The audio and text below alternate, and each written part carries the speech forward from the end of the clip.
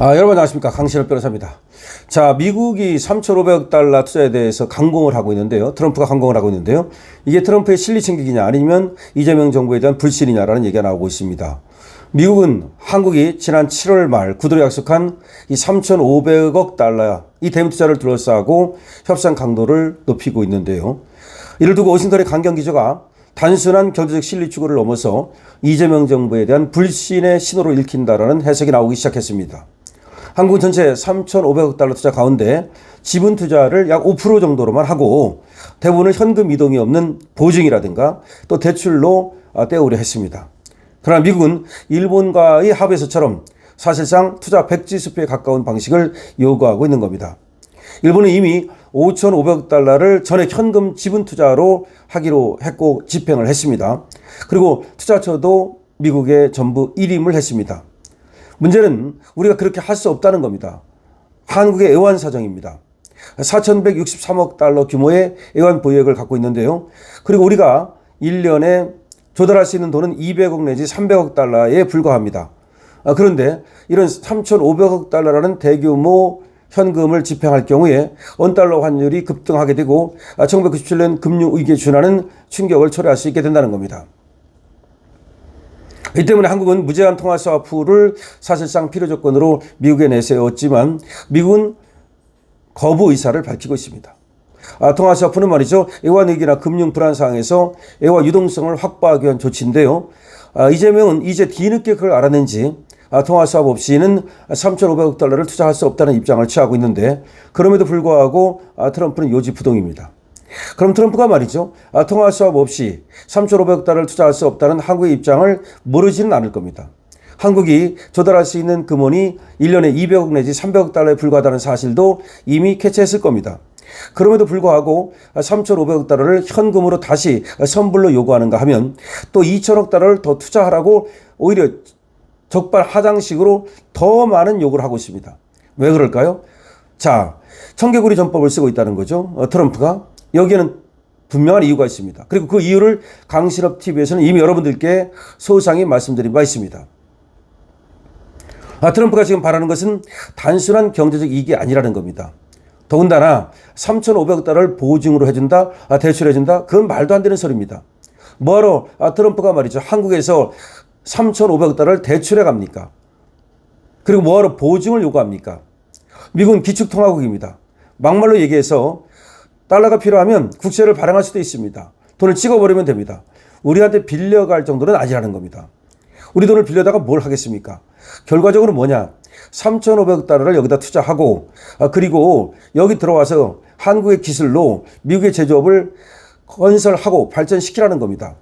그러려면 한국에서는 꼭 필요한 인력만 데려오고 미국에서 또 사람을 써서 미국 사람을 고용해서 그래서 미국의 실업률을 낮추고 미국의 제조업을 키우고 이것이 원래가 트럼프의 의도입니다. 일본에 대해서는 그런 의도를 갖고 있는 것이 분명합니다. 그런데 한국에 대해서도 원래는 그런 의도만을 갖고 있었죠. 그런데 그런 의도가 바뀌었다고 저는 봅니다. 그리고 그런 사실을 강신업 TV에서는 이미 팩트를 기반으로 해서 소상히 말씀을 드린 바가 있습니다. 만약에 트럼프가 이재명을 믿을 수만 있다면 사실은 말이죠. 우리에게는 3,500억이 아닌 우리 경제 규모에 맞는 우리 애완 보유기에 맞는 한 2,000억 달러만 요구해도 될 겁니다. 아니 그 이하여도 상관없을 겁니다. 그런데 우리 애완 보유고액과 거의 비슷한 금액을 요구하고 있다는 게 중요합니다. 우리는 여기서 트럼프의 생각을 읽어야 됩니다. 우리가 4,100억 달러밖에 없는다고 분명히 말했습니다. 그것밖에 없고 우리가 조달할 수 있는 것이 1년에 200억 내지 300억밖에 안 된다는 점을 분명히 얘기했습니다. 그런데도 불구하고 3,500억 달러를 이재명 뒤통수에 대고서 달라고 얘기하고 또 2,000억 달러를 더 더해서 달라는 얘기가 나오기 시작했습니다. 이건 한국이 들어줄 수 없는 요구를 하는 거죠. 그럼 트럼프는 왜 한국이 들어줄 수 없는, 아니 이재명이 들어줄 수 없는 요구를 하는 것일까요? 그거는 이재명에 대한 불신 때문인 것이 이제 분명한 겁니다.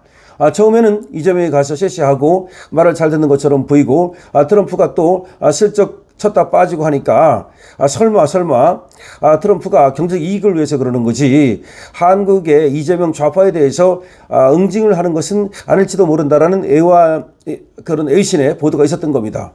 그리고 그런 외국의 시설이 있었던 겁니다. 그러나 이제는 그것이 아니다 라는 것이고, 그것이 이제 언론에서, 외신에서, 그리고 우리 신문에서 보도가 되기 시작했습니다. 이거는 트럼프의 이재명에 대한 깊은 불신이 분명하다는 거죠. 자, 이렇게 그런 불신을 받고 있는 가운데 이재명은 뉴욕에 갔다가 빈손으로 돌아왔습니다. 트럼프를 만나지도 못했고 그림자도 보지 못했습니다. 더군다나 김혜경은 멜라니아를 만나지도 못했고 그 그림자도 보지 못했습니다. 이런 경우는 거의 처음이라고 봐야 됩니다. 왜 그러냐면 말이죠, 유엔이라고 그래가지고 145개국이 모두 정상에 온 것이 아닙니다. 대개 말이죠, 대사급이라든지 내지는 또 그 나라의 2인자, 3인자급이 와 있는 겁니다. 근데 우리는 사실상 마누라까지 동반하고 미국을 갔습니다. 이 마누라를 데리고 갈 때는 말이죠, 뭘 염두에 두는 겁니까? 그렇죠, 영부인 외교. 그 배우자 외교를 분명히 염두에 두고 가는 겁니다. 그런데 멜라니아 여사가 말이죠, 배우자를 초청한 그런 또 리셉션을 열었습니다. 그런데도 불구하고 거기에를 김혜경이 갔다는 소식이 없고 사진 한 장이 없습니다. 그 다음에 이재명도 트럼프가 연 리셉션에 가지도 못했고 사진 한 장을 남기지를 못했습니다. 이거는 문제가 뭐냐? 우리에게도 하나의 충격이지만 오히려 한국을 주시하고 있는 나라들에게는 한국이 트럼프한테 완전히 패싱을 당하는구나 라는 인식을 줄 수밖에 없습니다. 특히 돈이 오고 가는 증권시장은 말이죠, 조그만 소문에도 굉장히 민감한 곳입니다. 그리고 트럼프와 이재명의 그 동선을 보면서 이재명이 트럼프를 만나는지, 트럼프가 이재명을 어떻게 대하는지, 관세 협상은 어떻게 되는지, 이런 것들을 굉장히 매의 눈으로 주시했다고 봐야 되는 거죠. 그런데 가만히 보니까 이게 아니네. 이재명이 완전히 패싱당하고 패싱 정도가 아니고 불신을 당하고 있네. 이것이 정확하게 이제 증명된 겁니다. 자, 그렇게 되면 돈을 쫓는 이 주식시장에서는 말이죠, 이제 한국의 리스크를 이제 생각하기 시작합니다. 다시 말하면 이재명 리스크를 생각하기 시작한다는 거죠. 그러면서 외국인들이 대거 주식을 팔아치운 겁니다.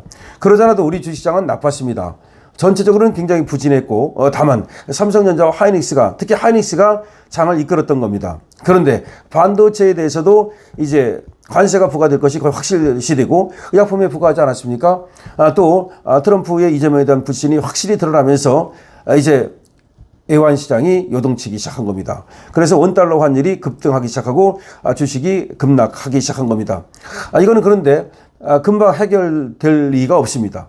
왜 그러냐? 3,500억 달러는 어차피 처음부터 불가능했던 거고 통화 수합은 해주지 않을 거고 우리가 그러면 그걸 투자하는 것은 불가능하고, 미국식으로 말이죠. 그렇다면 계속해서 관세 협상은 교착 상태에 빠질 거고, 그럼 우리는 계속해서 25%를 물고 있게 될 거고, 그럼 25%를 무는 그런 품목은 자꾸 늘어날 거고, 이제 반도체까지도 포함해서 뿐만 아니라 25배에서 멈추지 않고 트럼프가 이제 응징과세를 물려가지고 이것이 50% 내지는 100%까지도 올라갈 수도 있다고 봐야 되는 겁니다. 자, 응징과세, 이제 상호관세가 아니라 관세가 시작이 됐다고 봐야 됩니다. 근데 관세가 응징관세가 되면 여러분 그 끝이 어딘지를 알지 못합니다. 더군다나 이재명이 그 곤조가 있어가지고 또 쎄쎄하면서 중국 쪽으로 부투를 할 경우 그때는 정말 걷잡을 수 없는 애완시장의 위기가 시작되고 대한민국의 경제 붕괴가 시작될 겁니다. 자, 그러면 원래가 이재명이 대통령 되면 안 된다라고 처음에 많은 사람들이 얘기를 할 때 바로 베네수엘라 간다, 그런 얘기를 했었는데 그것이 그냥 말이 아니라 정말로 나라가 이제 베네수엘라 가게 되는 끔찍한 상황이 벌어지는 거죠. 결론적으로 말하면 3,500억 달러에 대한 선불을 요구한다든지 2천억 달러 투자를 갖다가 추가로 요구한다든지 또 다시 의약품에 대해서 100% 관세를 10월 1일부터 시작한다든지 등등등등의 여러 가지 조짐으로 볼 때 트럼프는 이재명에 대한 응징 관세를 시작했다고 봐야 되고, 이 응징 관세는 대한민국의 경제 붕괴를 불러올 가능성이 높다라고 봐야 됩니다. 이제 앞으로 이재명이 한국에 들어와서 어떤 얘기를 할지를 봐야 되겠습니다만은 특히 미국을 긁는 얘기, 트럼프를 비난하는 얘기 등등을 하게 될 때 한국의 이제 경제 위기는 걷잡을 수 없이 계속될 것이고 실제로 IMF가 가까워진다고 밖에 볼 수가 없습니다.